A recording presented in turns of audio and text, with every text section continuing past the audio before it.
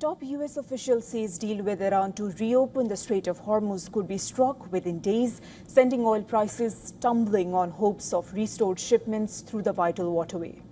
That's right, Kripa. In fact, adding to that, the claim follows reports of an emerging agreement that is between Iran and Oman on managing traffic route through the Strait of Hormuz.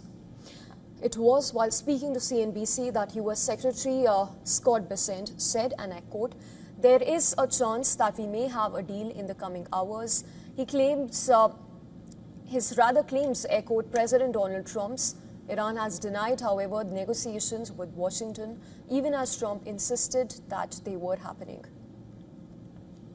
We've seen President Trump last week threatened what would have been one of the largest military campaigns, or the largest military campaign since World War II, against the Iranians.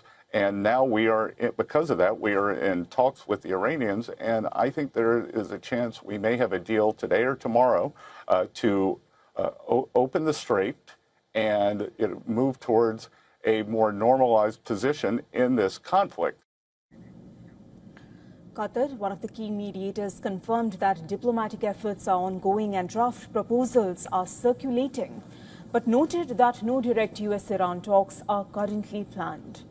According to the Qatari Foreign Ministry, the immediate priority is securing a short-term resolution to bring both sides back to the negotiating table. Our focus right now is on avoiding escalation, reopening the strait, and reopening the door for diplomacy between the parties. What we do not want to see right now is a major escalation in our region, as the events were leading towards that direction. Meanwhile, the New York Times, citing Iranian officials, has reported that a proposed deal with Oman would require ships entering the Persian Gulf to pay service fees, with revenues split equally between Tehran and Muscat. While details remain sparse on who is directly leading the negotiations, US Secretary of State Marco Rubio confirmed that Washington is involved in the discussions to restore traffic through the Strait of Hormuz. The Strait of Hormuz, that is a critical conduit for global oil and gas, remains the flashpoint of the current conflict, and Tehran is seeking to assert control over the passage, even impose transit tolls, a move that has fiercely been opposed by Washington.